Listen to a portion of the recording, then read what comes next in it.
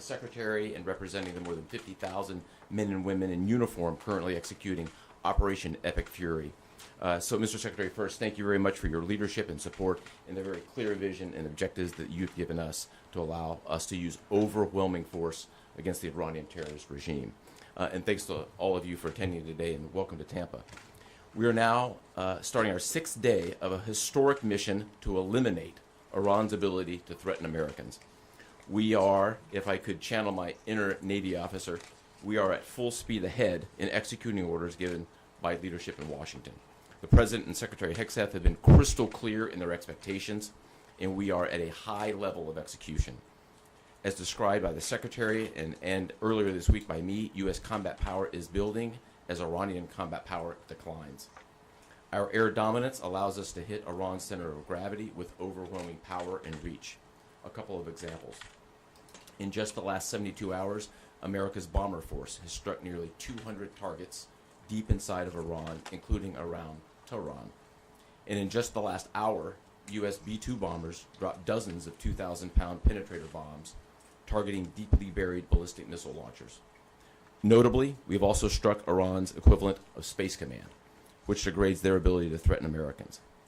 Then, if I just look back over the last 24 hours of the operation compared to where we were at start, ballistic missile attacks have decreased by 90% since day one. Drone attacks have decreased by 83% since day one. Having said this, we remained vigilant. Our strikes against the Iranian Navy have intensified. You may have heard the President say just a little while ago that we have sunk or destroyed 24 ships. That was true at the moment. We're now up over 30 ships. And in just the last few hours, we hit an Iranian drone carrier ship, roughly the size of a World War II aircraft carrier, and as we speak, it's on fire. The President gave us another task, to raise or level Iran's ballistic missile industrial base. So we're not just hitting what they have, we're destroying their ability to rebuild. And so as we transition to the next phase of this operation, we will systemically dismantle Iran's missile production capability for the future, and that's absolutely in progress. This is going to take some time, but our forces are well supplied, as the Secretary said, and we are absolutely ready to prosecute this mission decisively. Our combined joint forces have relentlessly destroyed Iran's air defenses over the past few days, and they've continued hunting for more systems to kill. Our air defenders are operating at the very top of their game. I couldn't be prouder, shoulder to shoulder with our partners in the region in many cases, providing the most integrated air defense network in Middle East history. We are fighting to win. Through combined U.S. and Israeli combat power, we will continue decimating Iran's ability to project power outside its borders. And if I can just conclude by saying a strong salute to the brave men and women who are out on the pointy edge of this, really doing exceptional work. I just couldn't be prouder, and I know the American people share in that same pride. So thank you very much. Absolutely. And with that, we'll take a few questions. Yeah, right here. Sir, appreciate it. Admiral, I wanted to ask, or Mr. Secretary, the Iranian president said today that the U.S. has asked for specific capabilities to deal with Shahid drones, Iranian drones. And you guys talked about what you asked for, and has there been any surprises from Iranian capabilities that you guys have seen in the past 6 days? Go ahead. We're very familiar with Iranian's capabilities, and as you might imagine, we planned for it right from the outset, and I feel good about what the plan was. Like any good organization, we adjust as necessary to meet the environment, and we've made those appropriate adjustments. Absolutely. Right here. Thanks, Secretary Hegseth. I had two for both of you. One, was an American pilot shot down today in Iraq? And two, I've heard reports that there's enriched uranium stored in Isfahan. I've also heard reports that there's not a lot of bombing there. Is that on purpose? Do we believe there's enriched uranium there? And would we ever send special forces to secure it?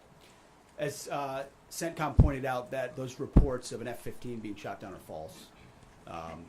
As you can imagine, Iran is doing everything it can to peddle in lies, deception, and inflation of numbers and reality, mostly to propagandize to their own people, right? They've shut down the internet.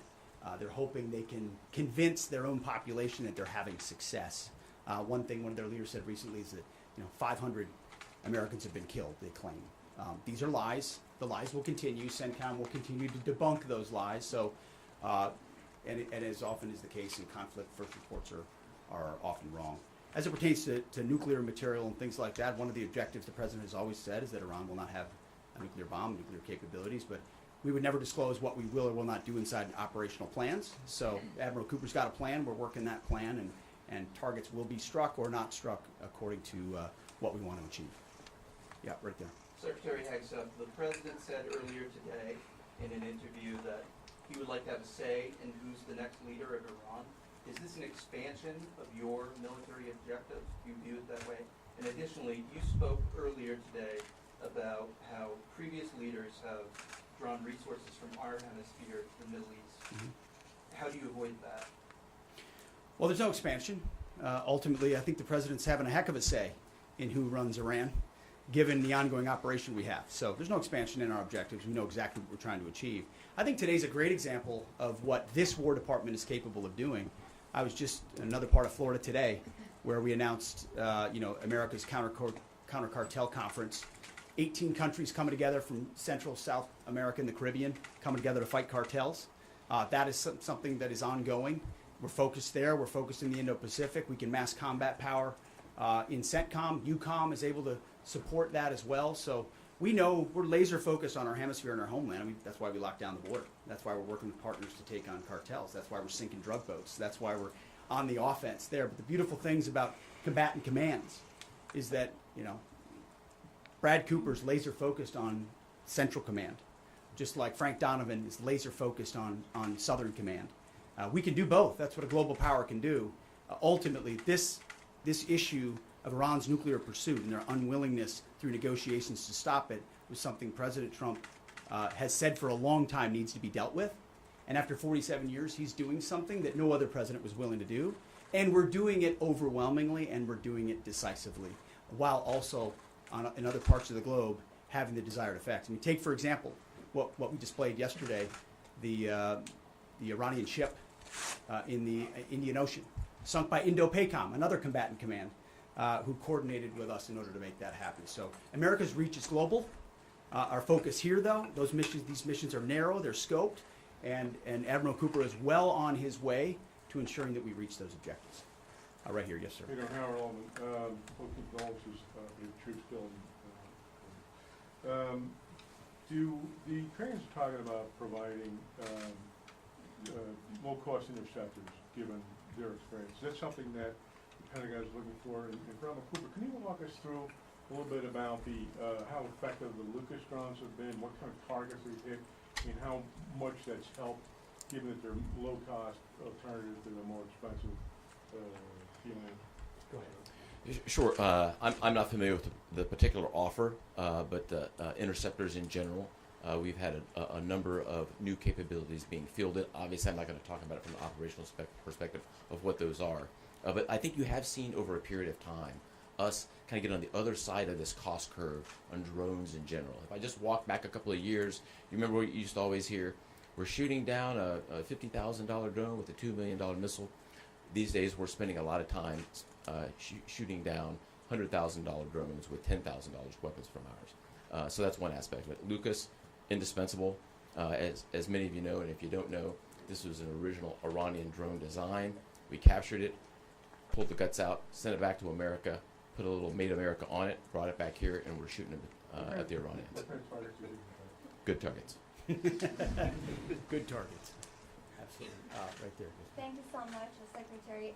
President Trump, in his first speech after the launch of the Operation Epic Fury, he addressed Iranian people and he said that there is going to be a time for you to come out, but it's not now. Stay home. It's not safe. I want to know if there is a timeline for that you're going to urge Iranian people to come out, how that is going to play out, and how are you going to protect the protesters? You know that they're going to be shot probably, as we witnessed in January. That's what happened. How are you going to protect and support the protesters? And Admiral, I have one question for you. How are you going to minimize the civilian harms? We have a lot of evidence that the Basij units, IRGC commanders, they are now gathering in schools, in hospitals, in purely residential areas because their headquarters are bombarded, they are ruined, of course. So how are you going to protect the civilians while you're attacking the IRGC people hard? Thank you. I would just say on the protests, obviously the Iranian people showed a lot of courage in those protests, and we saw the Iranian regime was revealed for what it is in the way they reacted to that. The world saw that. No one's done more than President Trump to reopen the opportunity for those who want a free Iran to do so. Ultimately, it's common sense, as he said up front.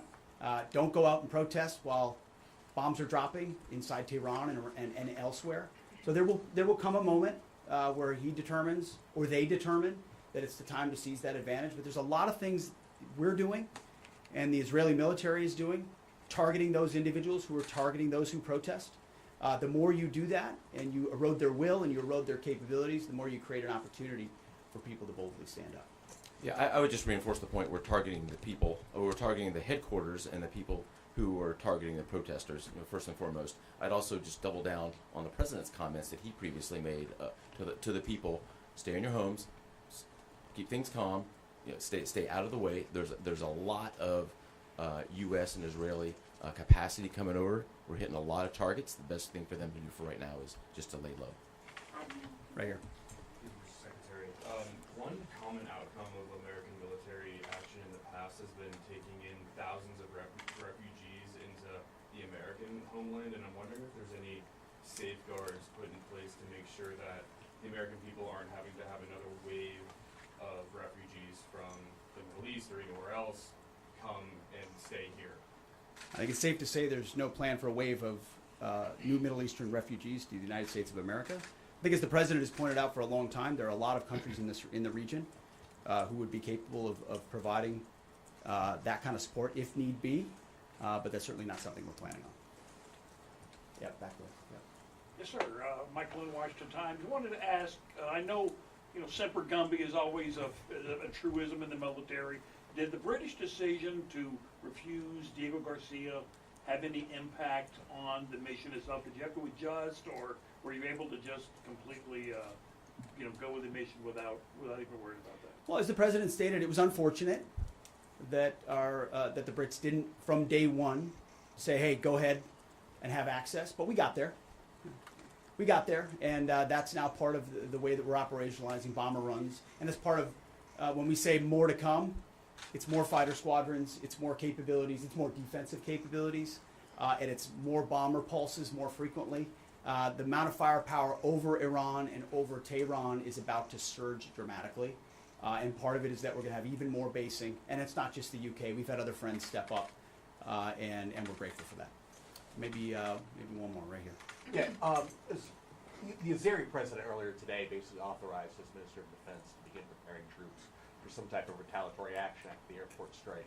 Has the Department of War and CENTCOM been working on deconflicting with the Azeri if they were to move in or attempt something in retaliation?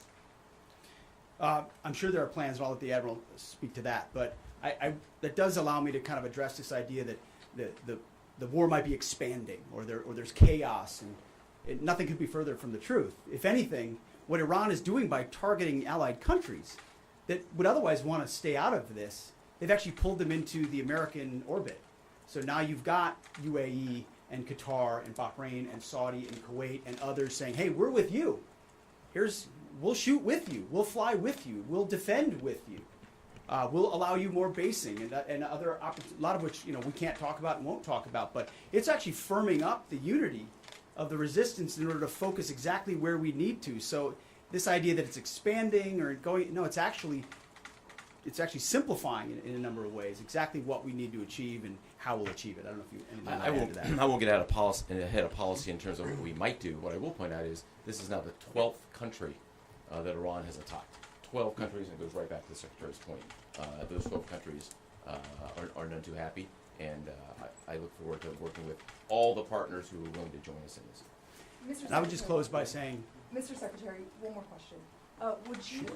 What is your message to Americans who are concerned about security here at home with the change-up that we're going to see at the Department of Homeland Security? well, I think Christy Nome did an excellent job over there securing our border and keeping us focused on threats. And the President making a change. We all serve at the pleasure of the President. I'm sure Mark Wayne Mullen will do a fantastic job. He's been a friend of mine for a long time. But Christie did a great job setting us up for success. So I don't have any concerns about whether or not the homeland will be covered down on. And I'll just end by saying I wish every American could get a chance to see what we see. I had a chance to go into the control room, into the Tactical Operations Center, go see these young men and women that are doing this, the dedication that they show at every level, the way they've refined their craft. Now, I'm talking to a young colonel who's iterating on how we target and how we find and fix different aspects of what the Iranians are trying to do. If they don't know what they're up against, and if they think they've got it solved for, they're wrong. And ultimately, the combination of our ingenuity, the skill, the professionalism, the discipline, and then the sheer weight of the capabilities of the U.S. military, what you're going to see may look routine. It may start to be like, oh, another boat. Oh, another launcher. Oh, another drone facility. What it takes to do this with the precision that we do is world-class. No one else can do it. And it's world-class Americans. Like the ones I saw here, like the ones that are coming home that we're going to greet home, that are the engine of what makes our country great. And so I'm so grateful for folks like those here at CENTCOM, at Central Command, who are under your command. Thank you for your decisive leadership. And all I'll say to you is what I say to them, keep going. Because the President and myself, we have your back. Thank you, Admiral. Appreciate it. Thanks very much. Couple more. Mr. Secretary, how is this operation going to ensure Iran never gets a nuclear weapon? Thank you, Admiral. Hey, thanks so much. Thank you, Admiral.